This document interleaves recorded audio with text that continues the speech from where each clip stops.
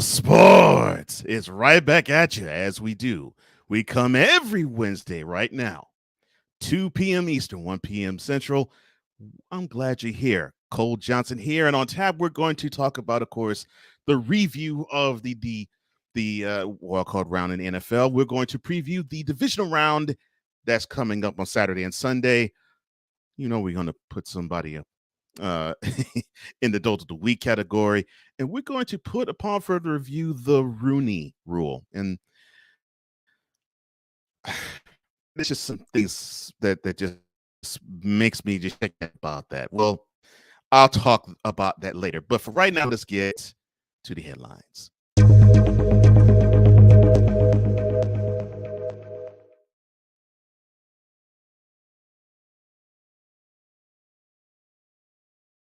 So we'll start with the game that really caught our imagination this weekend, which would be the Chargers versus, of course, you all know that the Chargers were up 27-0.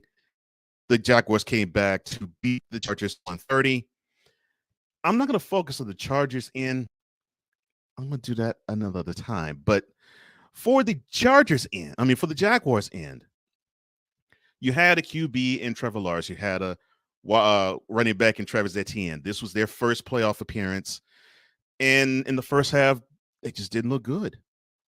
But when you look at the end of it, both actually did pretty well. And they two of the biggest reasons as to why that comeback happened. Of course, you can also charge it to the defensive end too, when they just simply pressured the Chargers into pressing and being able to not execute. So right here, I'm going to give the Jaguars their kudos. They deserve it. They're awesome. And for the fact that Lawrence, the quarterback for the Jaguars, threw 4 picks and then turned it around and threw 4 touchdowns afterwards, nerves of steel, my man, nerves of steel. Kudos to you. And of course, we're going to talk about them a little later as they go on to Arrowhead and play the Chiefs. All right. So from Jack, go to Santa Clara, where what can you say? The first half of that game, this was a game of 2 halves. The first half of that game, the Seahawks looked like they actually had quarterback of the 49ers, Brock Purdy, all a bunch of bundle of nerves. He seemed to be tight. He seemed to be tense. He seemed to be forcing things, especially in the second quarter. And you could tell this was outside the first scripted 15 plays, as every West Coast team has. And you could tell that he didn't quite have the feel. But in that 41-23 victory that the 49ers did notch to advance into the divisional round, that second half was a totally different story. I talked to my man, Snowman in the morning with Cole Johnson, and he said that the turning point was that touchdown. I said, not the one that got him, not the one that put him up 23-17. No, it was when the Seahawks were driving because they were on the 49ers side of the field.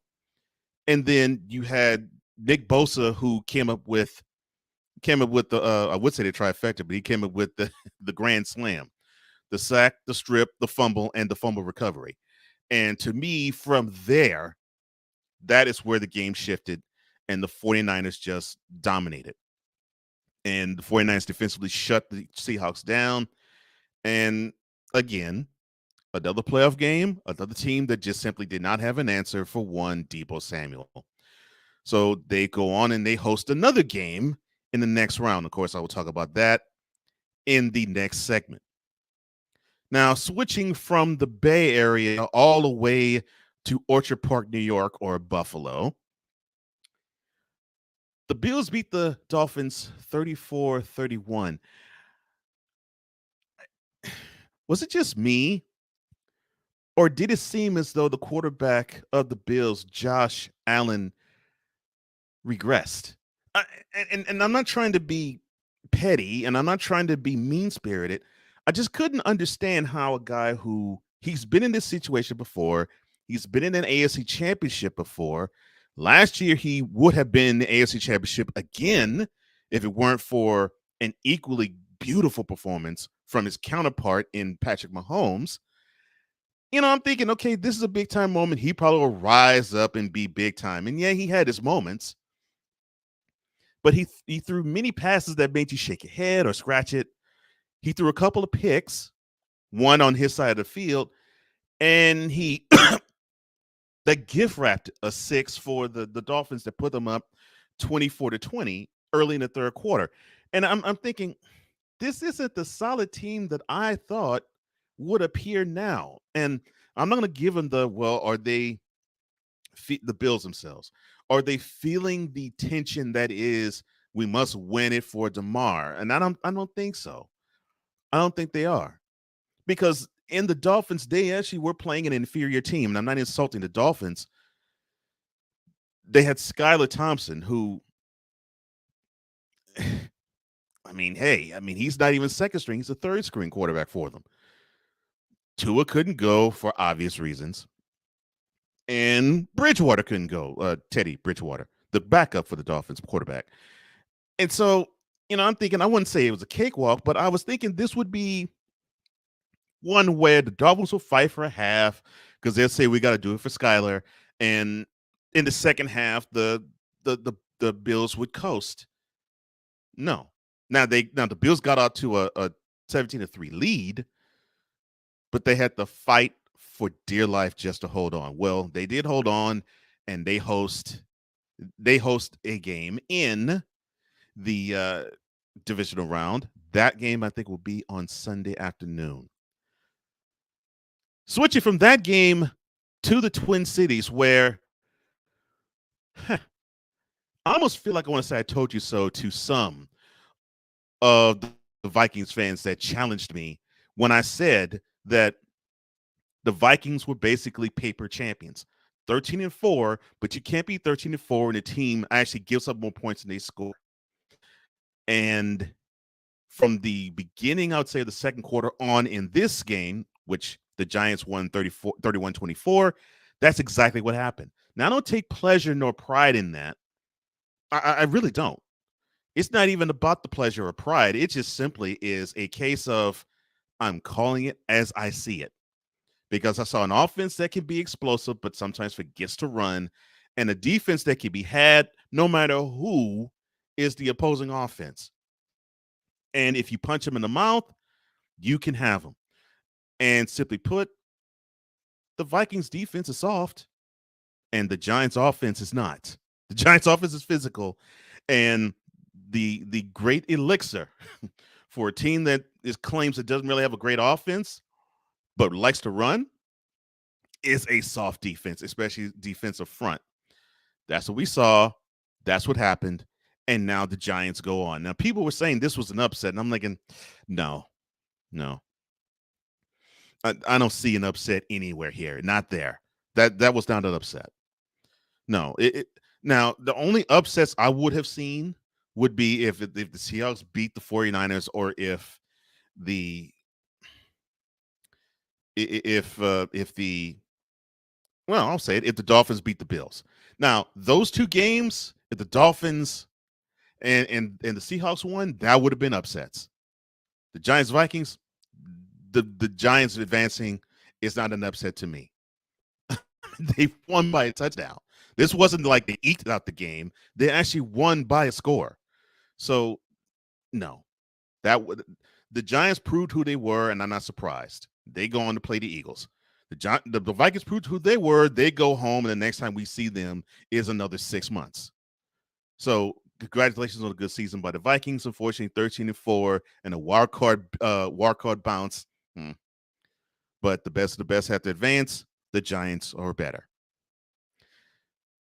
Going into Paycor Stadium, or Cincinnati, Ohio, where the Sunday night tilt happened. And this was one interesting game.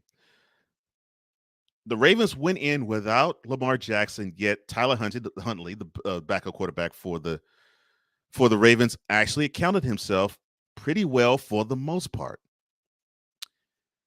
Unfortunately, they came up short, 24-17 to the Bengals. And the Ravens were, one Hail Mary being answered, slipping through the fingers.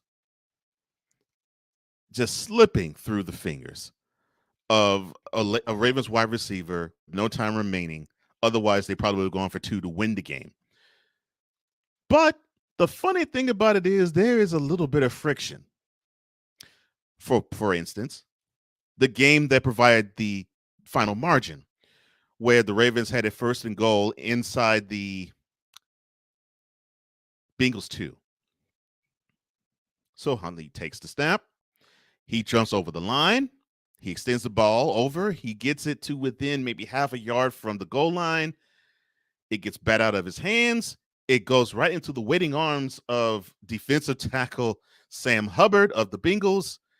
And 98 yards later, the score went from 17-all to 23 then. Of course, the extra point was made.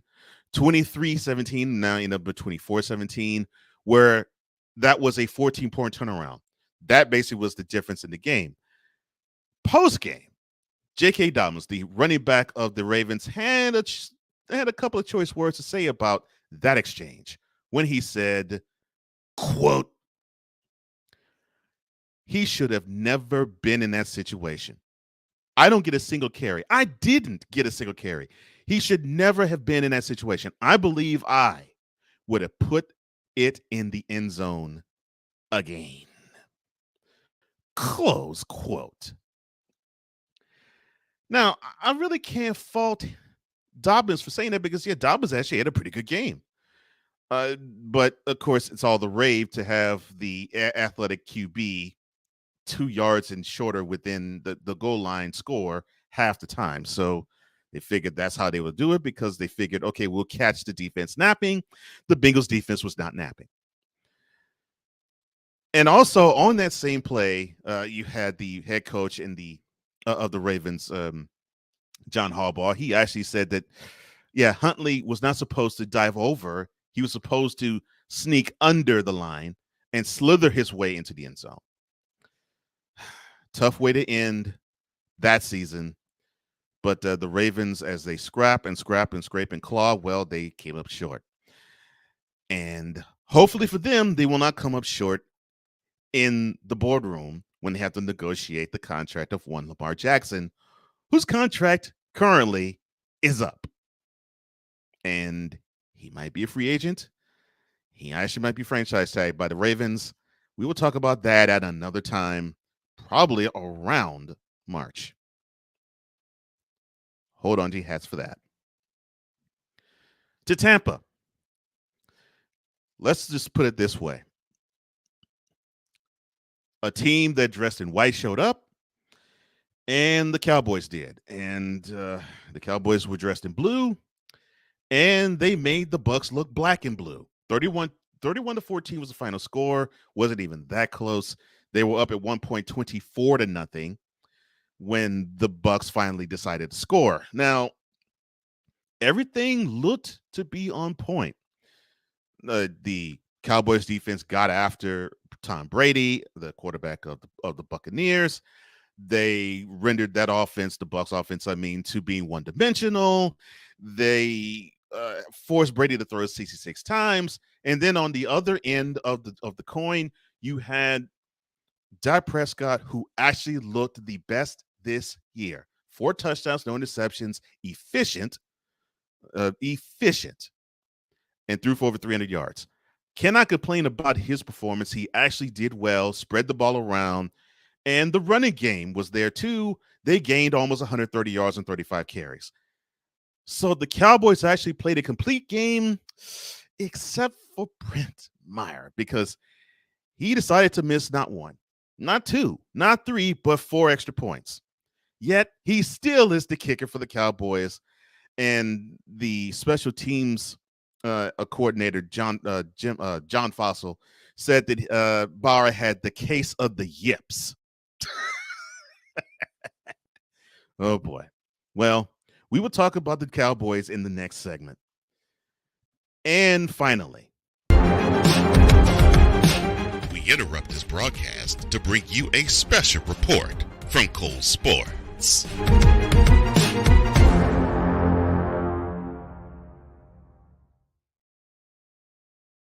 This just into the Cole Sports News Desk. Jay Briscoe. Now, some of you might not know who he is. Some of you probably do. He was a wrestler, and he been around many different organizations, Ring of Honor, had a cup of coffee in NWA, had a cup of coffee in Impact Wrestling in TNA. He unfortunately died last night, and it was unfortunate that this news happened just now. More details are to come, but unfortunately, one half of the Briscoe brothers tag team, Jay Briscoe, he has passed away at the age of 38. This has been a special report from Cole Sports. Now, back to your regularly scheduled programming, already in progress.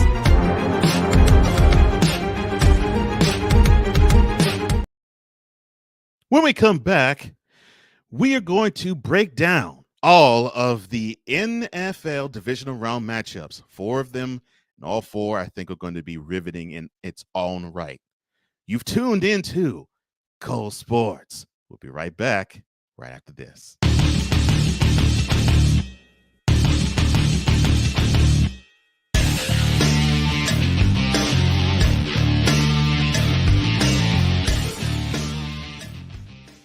This is a BS3 Network presentation. I want to show that attainability. I want to show the accessibility of this kind of lifestyle.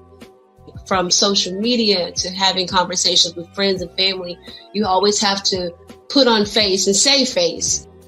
What brings a smile to my face is the one person that totally believes in me, and that's my beautiful wife, Jody. I just had to stop because I didn't value myself. I didn't love myself. And it's like, I have to learn to love myself. Changing the world one conversation at a time. This is Revelations.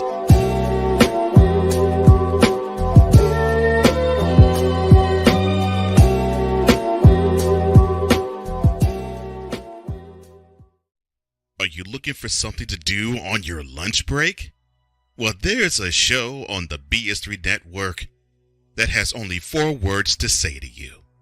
We ready. We ready. We ready for y'all.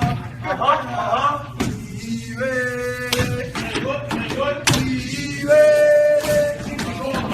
We ready for y'all.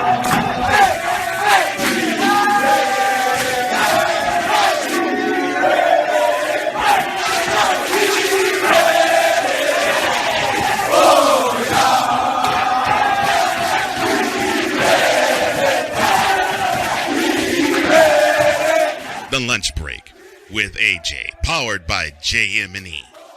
Live weekdays at noon Central.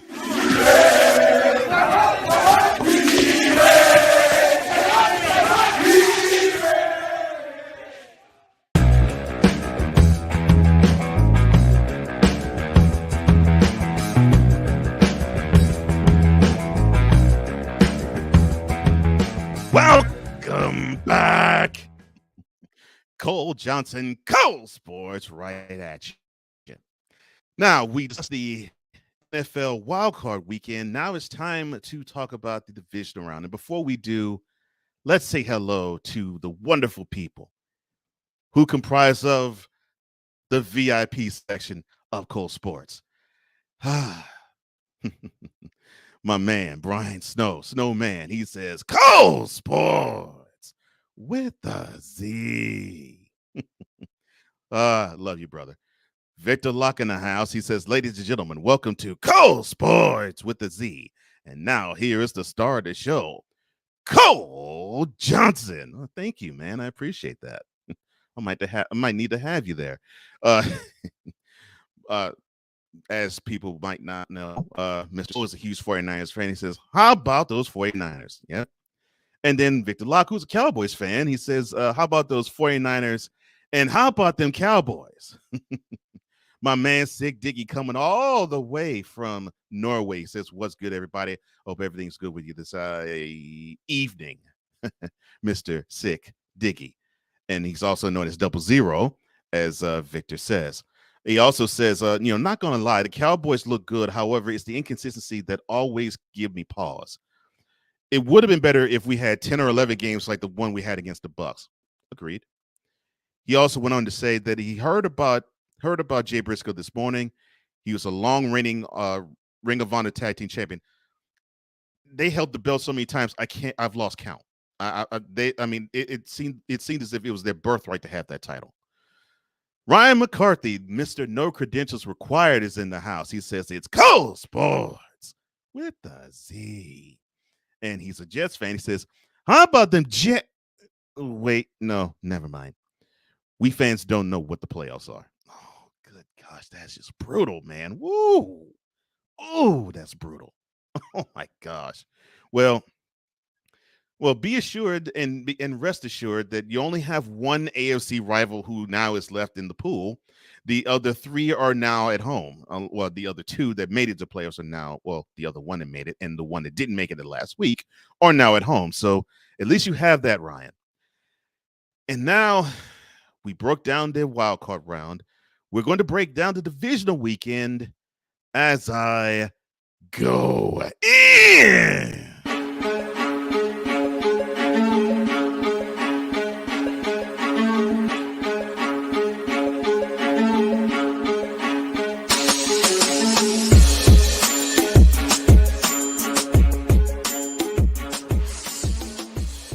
This is an interesting time of the year. In fact, I've often said that the wildcard round is good in its own way. The championship round is good in its own way. And of course, Super Bowl, it's its own entity by itself.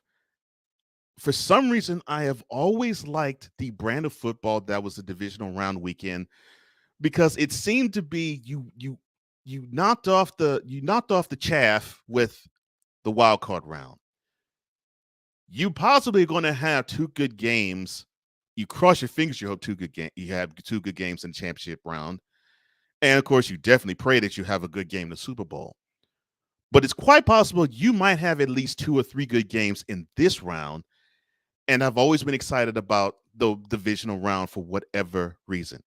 And before I do break it down, let me say hello again to the chat where Victor La says, good morning, Mr. McCoffey. Mr. Snow or Snowman, he says, may need to give you a Dave Zinkoff / Rod Roddy intro. Who knows? That might be an offing. He also says, good afternoon, Mr. McCoffey, Sig Diggy, and Victor Locke. And Ryan says, is Cole the next contestant on The Price is Right, Snowman? And Victor says, good afternoon to you, Snowman. All right, so the first game on tap will be the Jaguars going to Arrowhead. Kickoff is at 4:30 on Saturday. The Jaguars, of course, a 4th seed. The Chiefs are the number 1 seed. They're coming off a bye. Of course, the Jaguars coming off a 31-30 victory against the Chargers. Now, for the Jaguars to win, they need to repeat what they did in the second half. And what I mean particularly is they need to be married to running the ball. And I don't mean just simply running the ball. They need to be married to running the ball up the middle. They need to weaken the Chiefs' interior defensive line. They need to pound the rock at them. And, hey, if you lose a yard, if you lose 2 yards, if you keep doing it, it'll be basically like the pressure of water on rock. It will somewhat the fence will and the wall will somewhat break and somehow break, because you might get one of those 30-yarders to burst through that wall. And I think if you do that, you will take some of the will out of the Chiefs. Now, the only other way you do that, too, is if you put Patrick Mahomes on skates, make that offense one-dimensional, and render any running game obsolete. That's what the Jaguars need to do. And I think if they just simply pound, and just give Trevor Lawrence the confidence to just breathe. This moment isn't too big for me. I can execute whatever the head coach, Doug Peterson, has put in my lap. I got good receivers. I got two. I got Jones on one side. I got Kirk on the other. I got ATM behind me. When the offensive line wants to operate, I have a good protection in front of me. I can execute. Get Trevor Lawrence confident and relaxed. The more relaxed he is, the better off he can be. Get him to thinking that he's back at Clemson and that he is rocking the best unit in all of all four that would be on the field that day. If you could do that, the Jaguars will have a lot of success against the Chiefs, and they probably could beat them. Now, for the Chiefs, key to success: do what got you there. It's just that simple. Do what got you there. Defensively, what got them there is when the run defense wants to show up, it does. When the pass rush wants to get there, it does. And I'm looking at you, Frank Clark, and I'm looking at you, Chris Jones. One an outside linebacker, one a defensive end. The secondary is probably the weak spot for the Chiefs because I think you can get some headway with them. But I go back to what the Jaguars need to do, and that is they need to just simply break that impenetrable wall that is the Chiefs' defensive line, and then they can attack that secondary and just make them run like they had their heads cut off like a chicken. But the secondary of the Chiefs need to pray that they are secure and that the defensive front is just shutting everything down that the Jaguars offer. And then when the Chiefs have the ball, just give Patrick Mahomes time to throw and confuse the dickens out of the Jaguars defense. I mean, it's really silly for me to say it this way because this is an NFL team, but the Chiefs need to have fun, like the ring around the rosy play they made before Pacheco received the snap, who threw a backwards pass to Mahomes, who threw a pass to Tony, and he just scampered 10 yards to the end zone. That type of esprit de corps, that is what the Chiefs need to be on offense. They need to show that no matter what you bring to us, Jaguars, you can't lay a finger on us. You can't phase us because we got so many weapons coming at you. Kelsey, Valdez-Scantling, Smith-Schuster, Tony. There's so many weapons that just keep coming at you. It's almost an embarrassment of riches for the Chiefs as to how they're going to attack you. Now, the biggest key is the Chiefs cannot take the Jaguars lightly because if they do, an upset will brew. What do I believe? I think the Chiefs will advance, but it's not going to be a cakewalk. It's not going to be easy. I think it will be 3 quarters before we know that the Chiefs have it in the bag. But this is actually a good game to start off the weekend. Again, kickoff is 4:30 Eastern, 3:30 in KC, 1:30, of course, out on the West Coast. Then Saturday night, 8:15 kickoff, we have the Giants in South Philly to play the Eagles. The key for the Giants, this is really simple. Run the ball, have Mr. Jones not turn the ball over at all. The Eagles will feast on any giveaway that the Giants give the Eagles. Take care of that rock. I don't care what you have to do. Take care of that rock. And it's an ABB I'm about to put on the wide receivers for the Giants. Catch the ball. Catch the ball, Giants wide receivers. Catch the ball. This is the game. You cannot have bricks for hands. You cannot have bricks for hands in this game because if you do have bricks for hands, you're going to lose simply because you're going to have gimmies that's just going to fall and slip through your fingers. Now, defensively, let Dexter Lawrence be the beast that he is. Everything feeds off of that man. The defensive tackle that to me is probably the best defensive tackle that we have seen this year. Things feed off of him. That Giants defense feeds off of him. And if he cooks, they're liable to stop them. They're liable to stop what the Eagles throw at them. But let Dexter Lawrence cook, and then every other player, all the other 10, you follow his lead. Now for the Eagles. Defensively, you got to stop the run. The last month has not been kind to the defensive line, and they tried to fix the problem because they were starting to see it happen 4 weeks before when they got Engvall and they got Sue. And they still end up having problems. And they have the man-child Jordan Davis, who now, I won't say is fully healthy, but he is healthy. He's coming back. They need to stop the run, because if you stop the run with the Giants, you have the team, period. You stop the run, they can't do jack else. The secondary, they need to communicate. They need to be stronger in how they communicate it. And I think what will help them as well is they've been injured in the secondary, and a couple of players are coming back. And that might help them out. Because earlier this year, to me, I would say the Eagles secondary was their strength. And just because of communication, not necessarily because of just bad play, just from communication, that actually became a weak spot. So if they could shore up the communication, I think that won't be a problem. Now, on offense for the Eagles, cross your fingers, and you better hope that Jalen Hurts is healthy enough to operate. Because if he's not, you're risking him to have a target. And if that's the case, he might get knocked down and knocked out. He might not be as effective in running with the ball. And then here comes Gardner Minshew, and the Giants can feast on Minshew.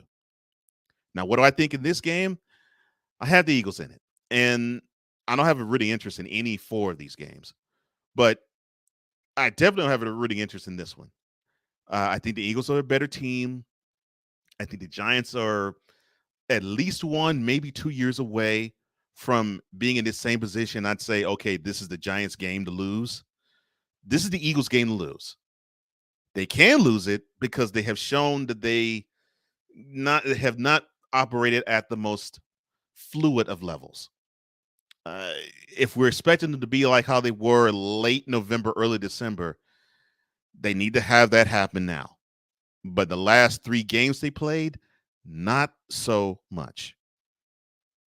So I see the Eagles advancing, but barely. Then we get to the Sunday slate.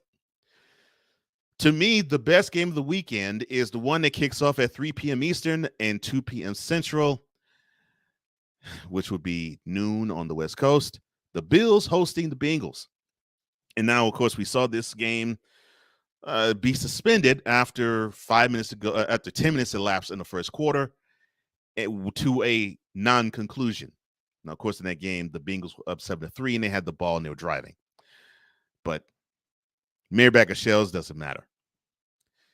So, interesting scenario here. If the Bills advance, the Chiefs advance, the Bills-Chiefs game is a neutral site game. But if the Bengals advance and the Chiefs do, then that game is in Arrowhead, and it's a repeat of last year's AFC Championship. Key to victory for the Bengals, and I just going to mention one. The Bengals defense has to play like they are one unit. And I'm saying that to stress it. I'm not saying that to challenge them. I'm saying that to stress it. The Bengals are at their best when defensively they play like one unit. They don't really have a star that stands out. I can name a couple of players that I've heard of, but they're not star driven like on the Bills end. If he was healthy, they don't have like a Von Miller type, but they have 11 guys who, when they play together, they play as if they are one, and they move like they're one, and they have each other's backs, and you can see it. And when that's the case, it is very difficult to defeat a team like that. Because offensively, I mean, they got so many.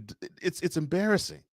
I mean, Joe Burrow can operate from the pocket blindfolded, and if you got Chase and Higgins and Boyd to throw to, I mean, ridiculous. You got Mixon and Pirine in the backfield.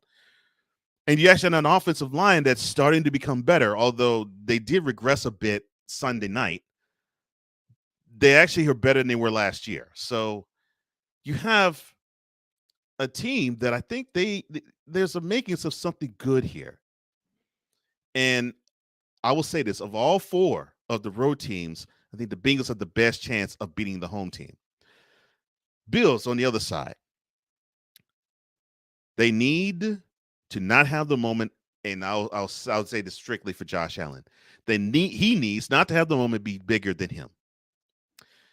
He needs to settle down, almost similar to what I would say with Trevor Lawrence. He needs to settle down, play within himself, and for God's sakes, Bills, stop running so much with him. I get that you get gas with him. Stop running so much with him. He has weapons. And you have so many running backs, it's not even funny. Singletary, Moss, Cook, Hines. I mean, it's not as if you don't have running backs. Use them. Heck, use 4 of them. And of course, I mean, he has plenty to throw to, namely Diggs and Davis and Knox, the tight end. So it's not as if he doesn't have the weapons. I just think he doesn't have the confidence with himself. And I think the moment this past Sunday got too big, we may see that again this Sunday, and I hope we don't. And on defensive side, the Bills have done pretty well to shore up the leak that is the missing piece of Von Miller. But you can still stop them from rushing the passer. So they need to have somebody step up and put that pressure on from the defensive front from the Bills. Because the secondary, to me, is a strong suit for them.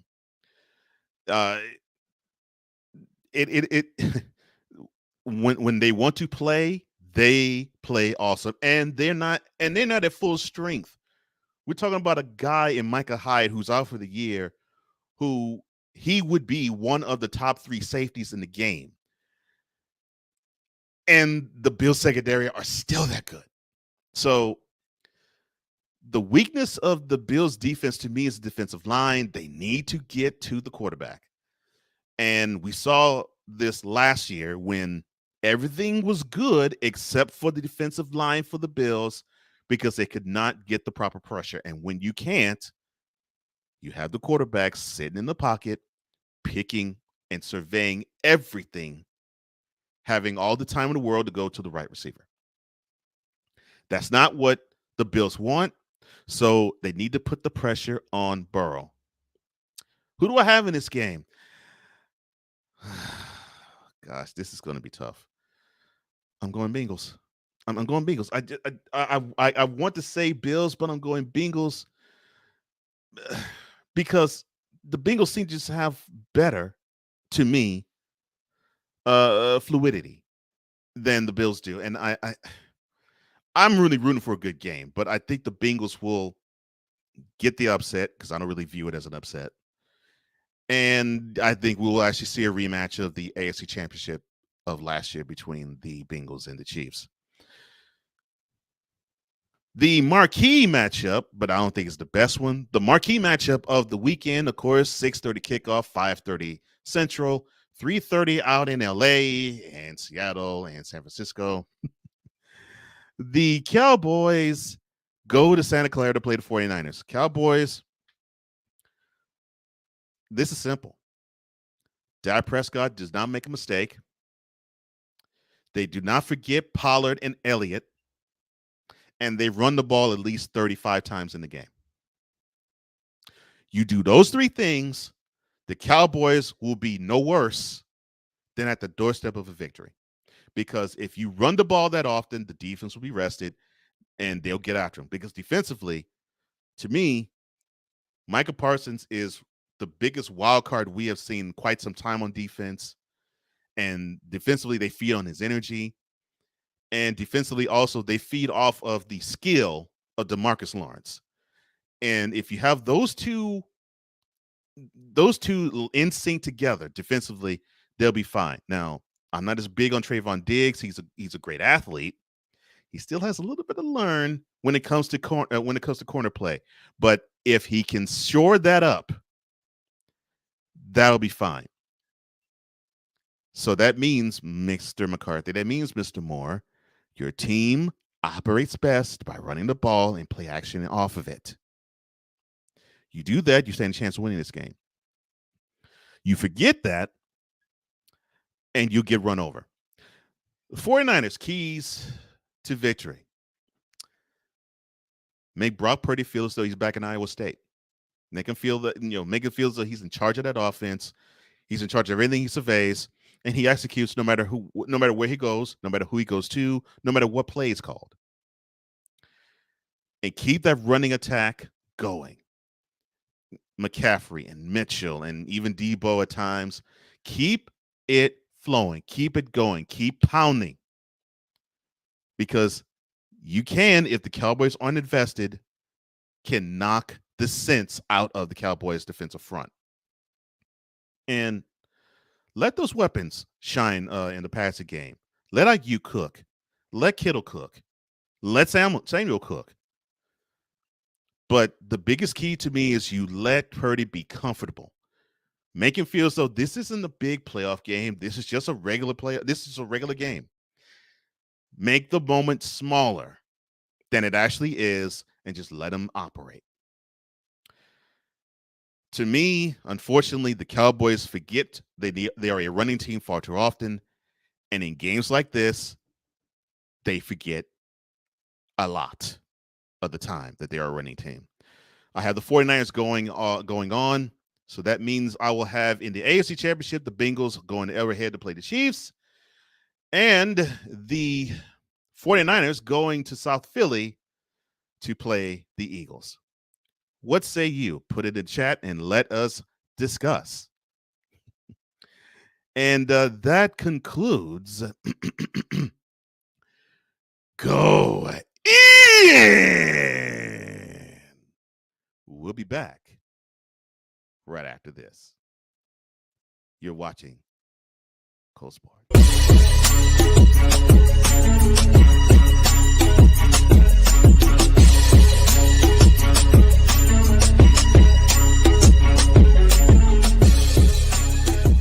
When I come back, the adult of the week. You're listening to the classiest sports show on the planet. Cold Sport.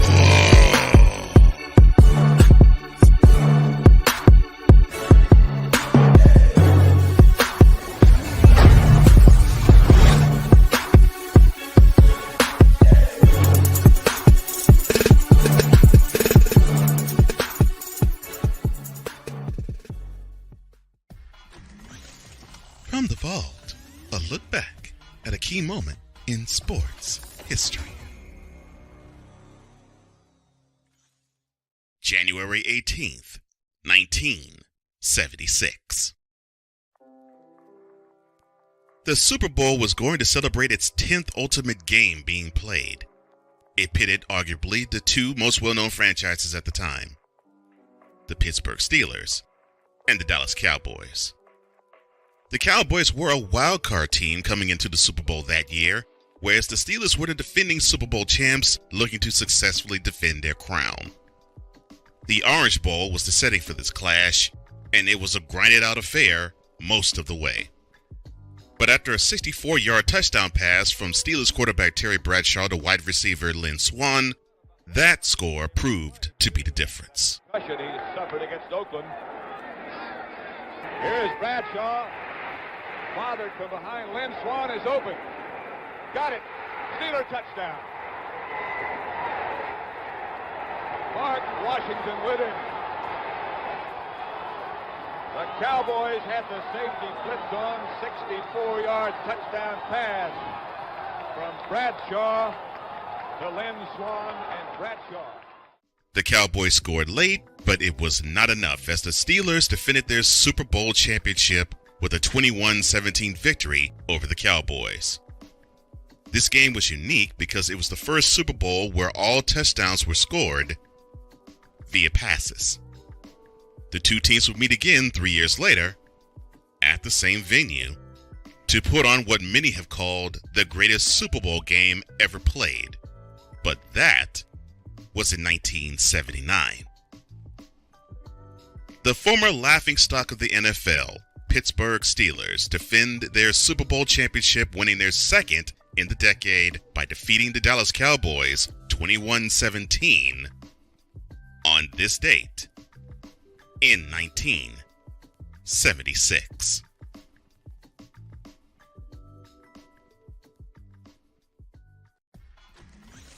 From the vault,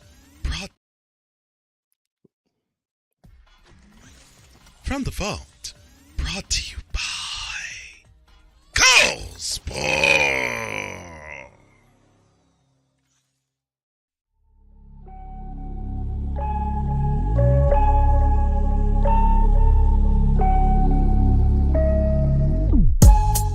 You have to learn to live with yourself before you can make a commitment of yourself to someone else. When you go to something that's already structured, like the church, I don't need to go in there thinking I'm the pastor. It's like already one set up, you know what I'm saying? It just had everything, but I learned, you know what I'm saying? Everything I did, I learned from. So we look forward to seeing you same time, same place. Know that we love you, God loves you more. Continue to stay safe, do the right thing, stay out of trouble. Conversation that informs a community. Brothers of Legacy. Every weekday morning at 9 a.m. Eastern.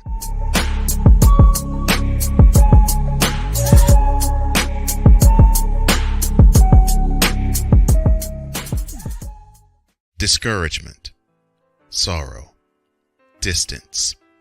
Your arguments cause damage to your family. The hurt leads to divorce. You feel like there is nowhere else to turn. But there is hope for you. That's where we come into play. There is an overcomer that lives inside of you. One ready to take on the world as you leap for joy, living in victory. You'll grow to love yourself and others. There's life after divorce, and you can claim it today. Get Over Divorce, where your new story begins here every Thursday on YouTube and Spreaker.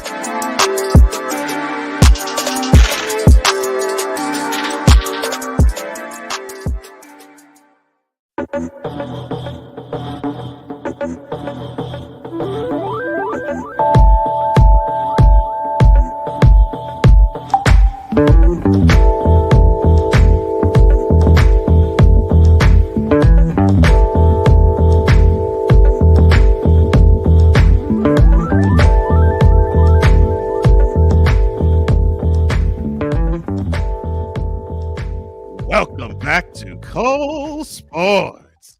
Cole Johnson right here. And yeah, before we get to the next segment, I just want to see what the chat is feeling. And my man, the owner, the manipulator, and the operator of the BS3 network, as we are on this network with this show, Ben Sutter the 30 says, "What's up, Cole? What's up, Ben?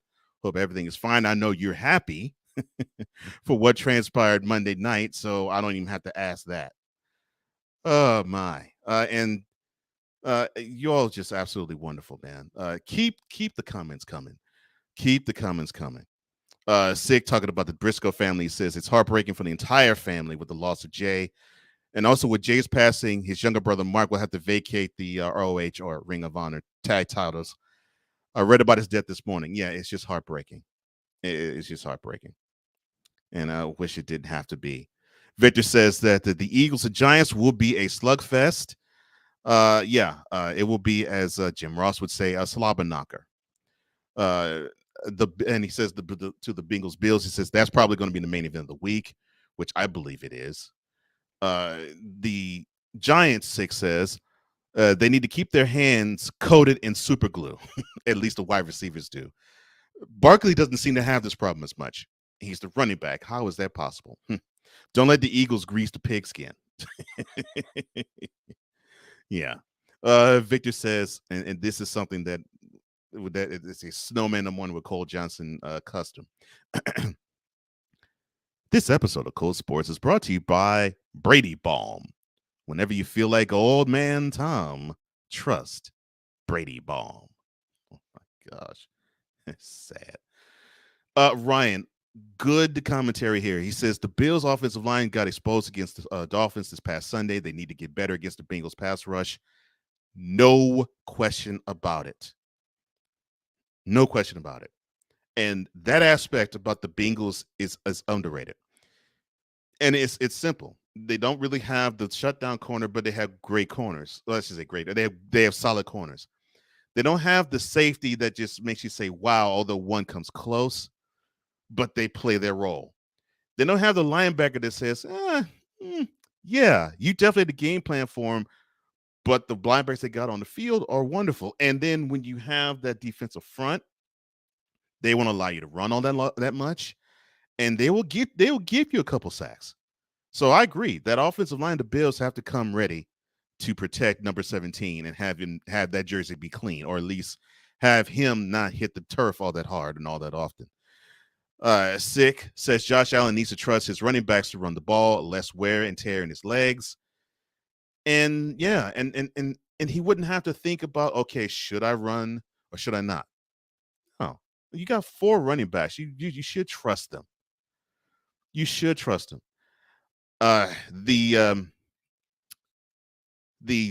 Sorry, Victor. The Cowboys 49ers matchup, he says it's going to be a matchup of the QB versus the opposing top defensive player, which he's saying that it's the Dak's challenge will, of course, oppose Bosa, and Purdy's challenge will oppose Parsons.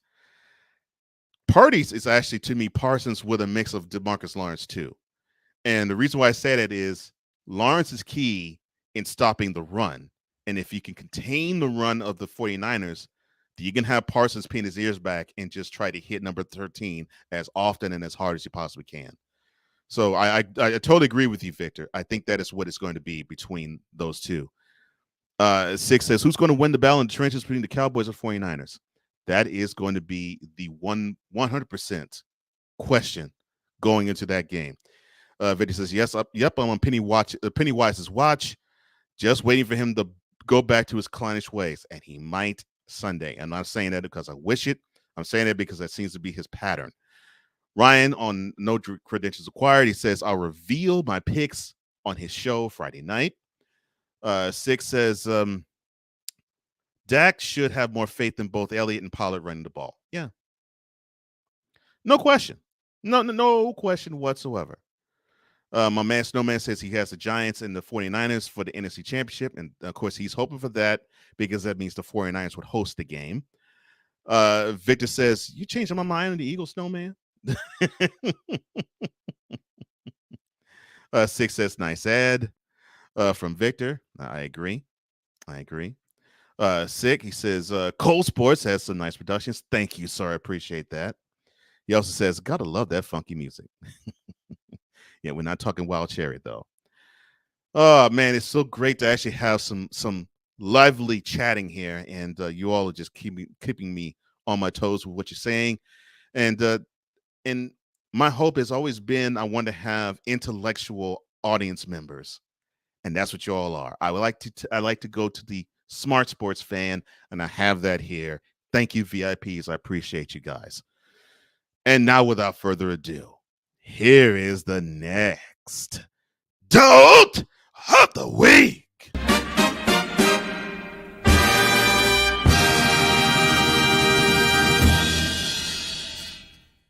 Week is sponsored by nobody. The winner of this episode's Dote of the Week is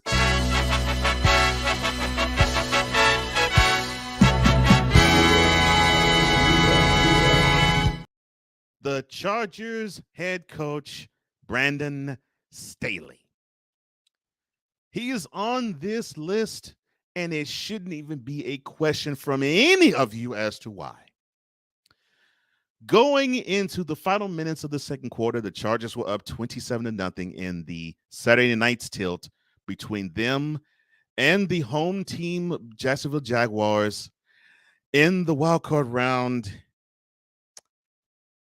And we're not talking about the Chargers playing anywhere in the divisional round.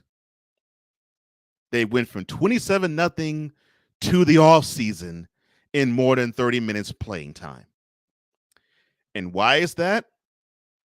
Is it because of a porous offense? No. At least in my opinion, it's not. Is it because of poor special teams? Well, at least for one play, yes, because there was a gimme missed field goal by Dicker, the kicker. And no, that is not cursing. His last name actually is Dicker.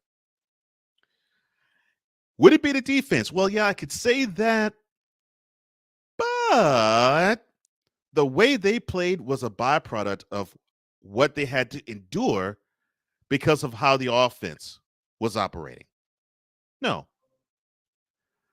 Would I even focus my ire toward the now fired offense coordinator, Joe Lombardi? No. No. Maybe slightly, but no. Mm-mm. My gaze is squarely right at Mr. Analytics himself, Brandon Staley, the one who he will risk his team and go for it on fourth down on his side of the field, the one who does not bring his defensive and offense coordinators in and call them to task for saying, we got this lead, run the ball. The one who can calm his players down, yet he probably is as nervous as a cat in a room full of rocking chairs. Your purpose, your ultimate purpose, Mr. Staley, is to calm your troops down, to steady the team, and to give them the proper way forward. Now, when did I start feeling this way about Mr. Staley? It was probably midway last year, not even in Week 18's last game. No, midway last year, when I started to see this tendency of you going for the fourth down and sometimes doing it on your side of the field, definitely doing it within 2 minutes of a game being over. And then I started to see L's pile up. For instance, I think it was a game of regulation where you were at home against the Chiefs. You went for it on fourth down, and you didn't convert. The Chiefs went, they scored a touchdown, sent it overtime, and then they scored a touchdown to win the game. And I started to say to myself, something's up, something's afoul, something's fishy. Or I could put it another way. You know, I actually caught myself saying,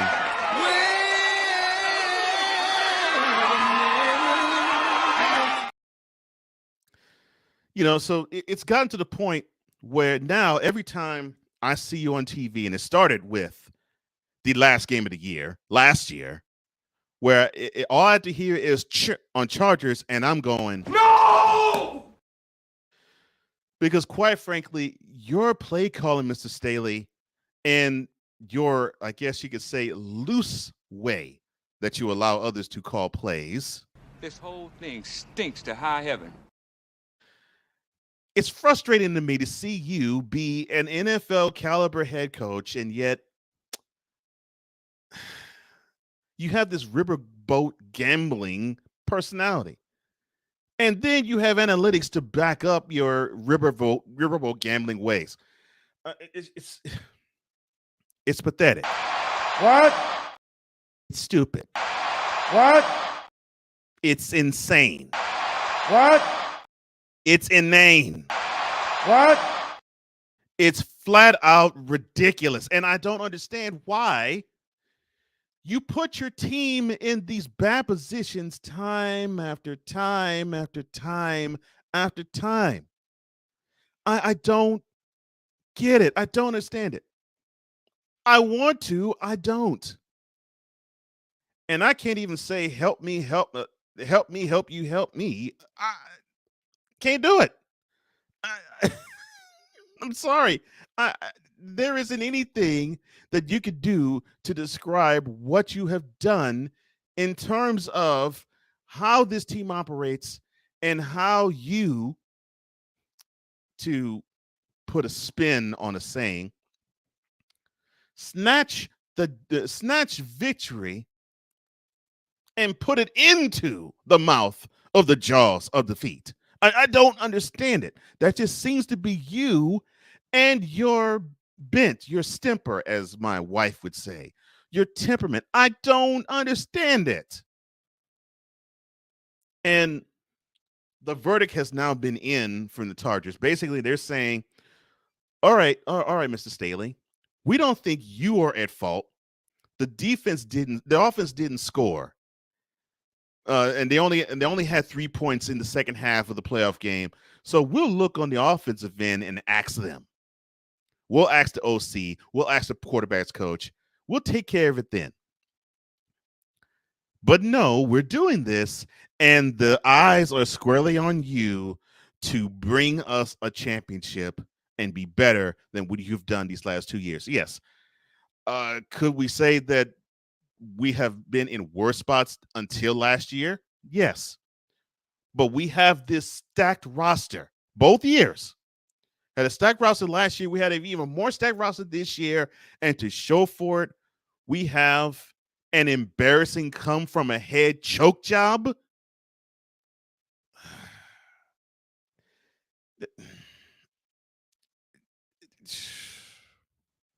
Yes! I mean, seriously.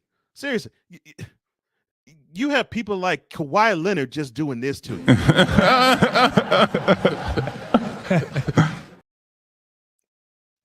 I don't understand it, man. I don't. Do I believe you should still have a coaching job for the Chargers? I mean, I find myself often, whenever I see games with the Chargers, going, "Come on!" I don't get you. I don't get you. You have a stud up-and-coming quarterback in Justin Herbert. You have a decent to pretty good offensive line. They could get better and they can get deeper. You have wideouts out the yang. On one side, you got Mike Williams, who you risk his health in playing. This actually bodes in another reason as to why I just shake my head at you. You have a meaningless game to play at Denver. You start Mike Williams. He gets injured. He can't help you in the game you need to have him. And then on the other side, you have Keenan Allen.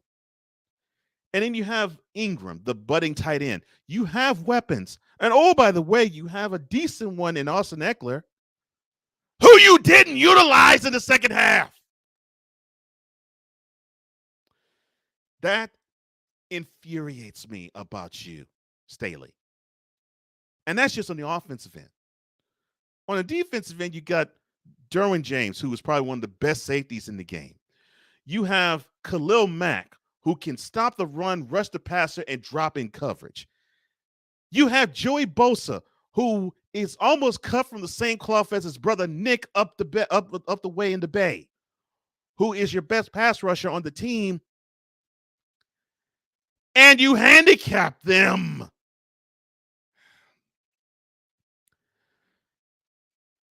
How you cannot be blamed from having a 27-0 lead go to a 31-30 loss is beyond me, because last I checked, if a team outscores you 24-3 in a half, that means something's wrong with you.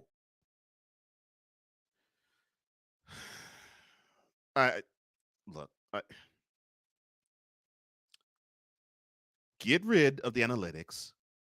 Use your gut. Use your brain. You have good quality players on your team. Stop handicapping them by wanting to play it by the numbers. Play it by what you see on the field. Because if any of us were to see a 20-point lead that we have, we would know the clock is our enemy. Drain the clock. And you can't drain the clock by just dumping passes. And yeah, you can conveniently say, well, yeah, that's on the offensive coordinator. Okay, fine. But it's to the head coach too, and to say, look, stop with this mamby-pamby passing stuff. Get Eckler the ball. I mean, you could say that, but did those words pass from your lips? Did they even come out of your mouth? No! That's my problem with you. That's my problem with you.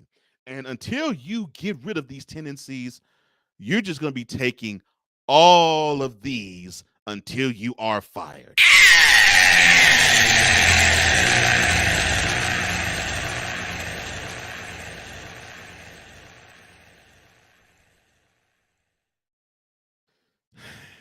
Get out of my face.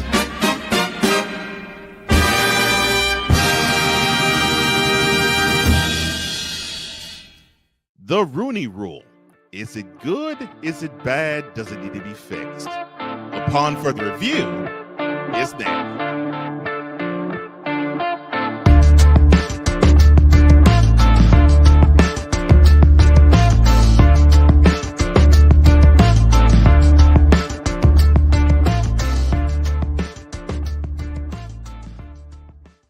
There's a 100% chance of a laugh thunderstorm. 4 men with different viewpoints take a movie, show, or documentary and review it uncensored, unfiltered, uncompromised, with no holds barred. Join BS3, Wilkes, King Dog, and H-Rap B as they take on Hollywood their own way. BS3 Network proudly presents The Forecast, where H-Rap B always predicts, if I owe you something, I ain't got it. And if you need it, get it from God. Live every Monday at 8:30 p.m. Central. Check your local listings for your viewing and listening pleasure.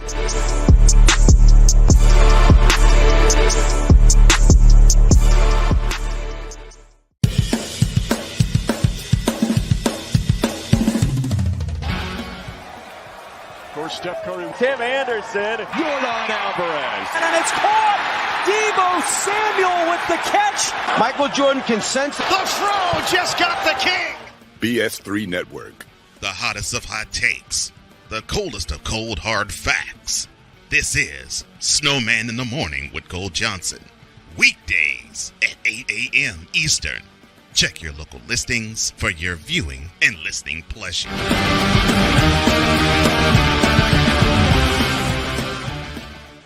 Do you want to watch this episode commercial-free and uncensored, plus have exclusive access to content you won't see anywhere else? Well, now you can. Cole Sports is now on Patreon. Become a patron today.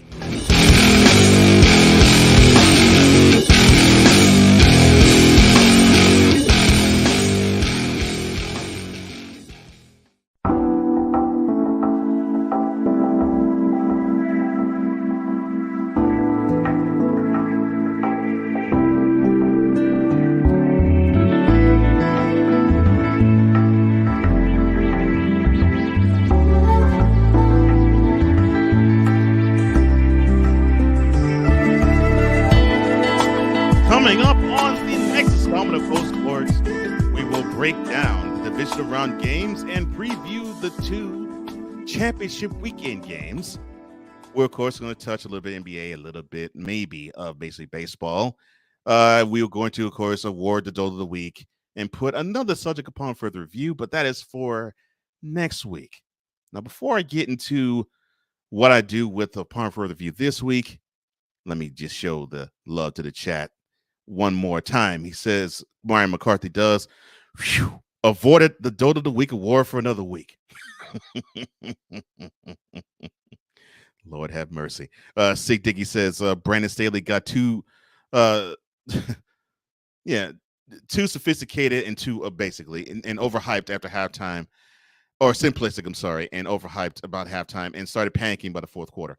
Yeah, and what sucks is he didn't have to. I mean, he had enough time to where he could just simply just coast and cruise. And because he panicked, he hurt his defense. And it's sad how he hurt his defense. He went on to say that Brandon Staley is his own worst enemy. He clearly gets his own way. He does. He does. He goes on to say, is Brandon Staley, does he have any instincts, or is he even capable of logical thinking? Does he even know how to take responsibility for his mistakes? I would love for that to happen. I would love that to happen. Victor, he says that Brandon Staley is Pennywise Jr. And Sick basically says, so would Brandon Staley actually have any accountability for his actions, and will he be fired? Survey said. And then my brother from another, Snowman, says, Brandon Staley, you fired. And he also says, look, all of you, please smash that like button on the way or in or out, folks. Definitely do that. And definitely hit the subscribe button, hit the notification bell, because you get this each and every Wednesday, 2 p.m. Eastern, 1 p.m. Central, live. And I love doing it. All right. So the Rooney Rule, we've heard it often. And there was this USA Today report that broke it down.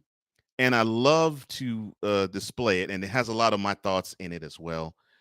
And quite frankly, the 20 years that it has existed, it's been made a mockery out of, and people have found loopholes in and around it. So we're going to put the Rooney Rule as of year number 21 of its institution, and upon further review.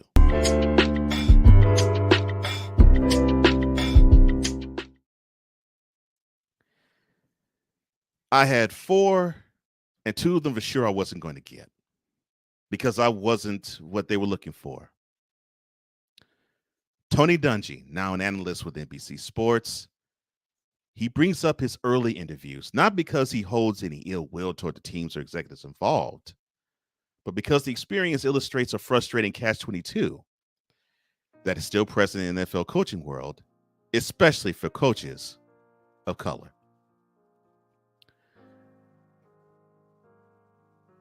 When you interview minority candidates, if you really don't have an interest in hiring them, then it becomes a stain on their resume, Dungy went on to say.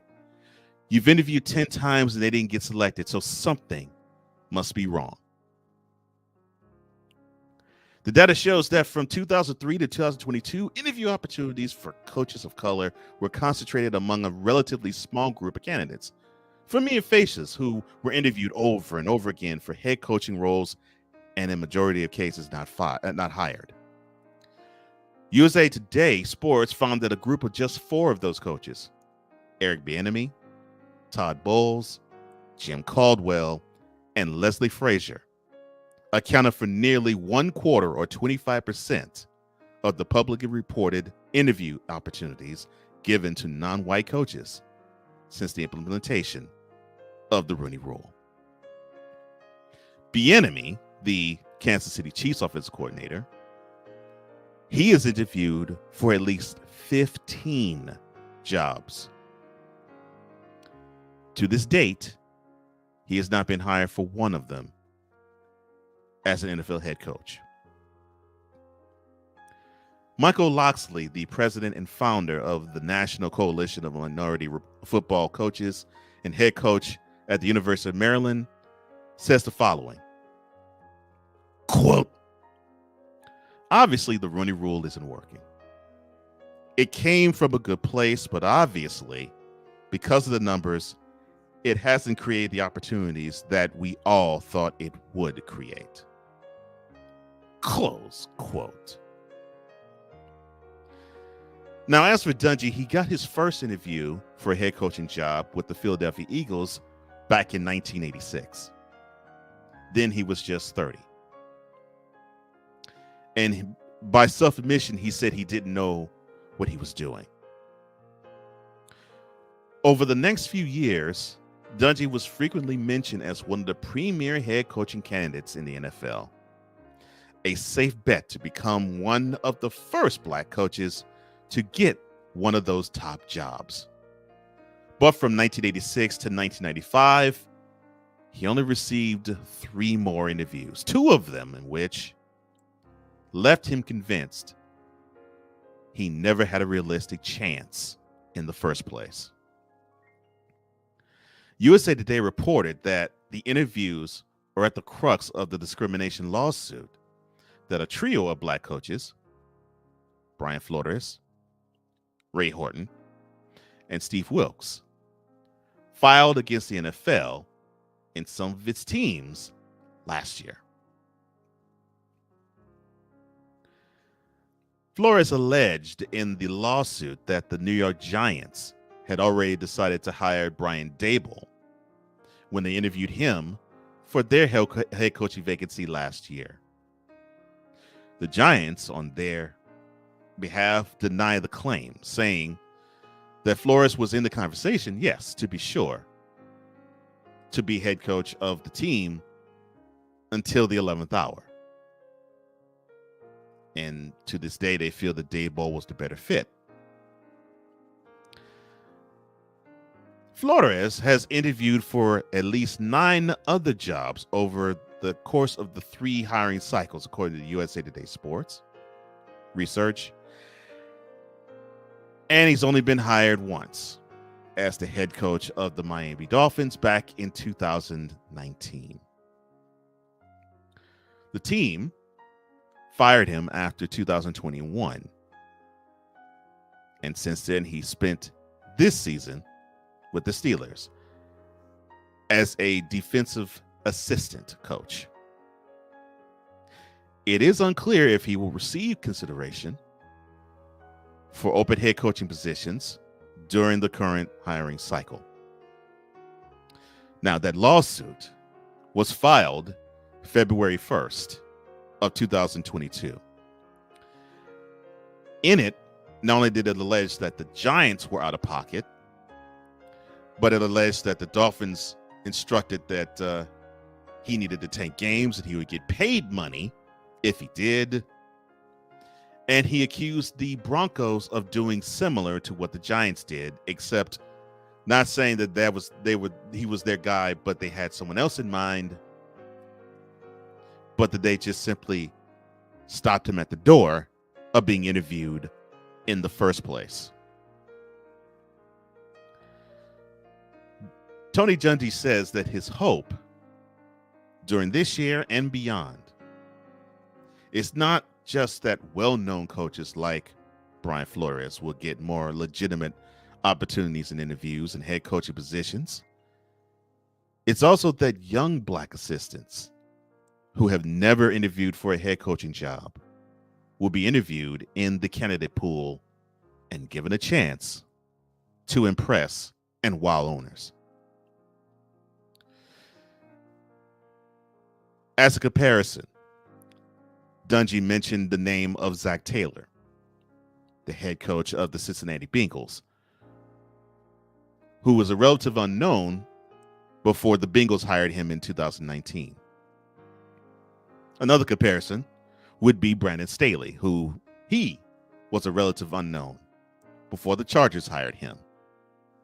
Another would be Nathaniel Hackett, who was a relative unknown before he became the offense coordinator for the Packers, and he was sped up to the front of the line to be the head coach of the Denver Broncos. And coaches like Matt Eberflus, the head coach of the Bears. Dungy went on to say this about the comparison with Zach Taylor and stud coaches who are of black descent.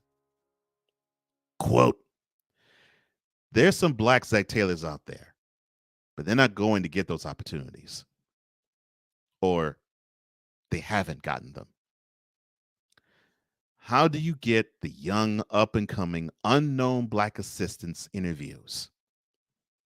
That, to me, is where we can make progress." Close quote. And I'd push back on Mr. Dungy in saying, sir, the pushback will never happen.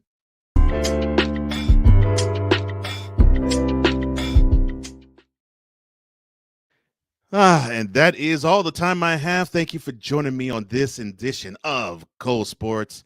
if you feel led to do so, hit that Cash App at host Cole Johnson. I should say at $ host Cole Johnson. Cash.app/$ host Cole Johnson. I thank you. Oh, I thank you. Those at the BS3 Network. I thank you on Roku TV. I thank you in the chat. I thank you listening. And just spread the word about this particular program, because this is for the intelligent sports person. Man, woman, intelligent sports person, this show is for you. I am for you. And for all of us here at Cole Sports, I am Cole Johnson. And this has been yet another installment of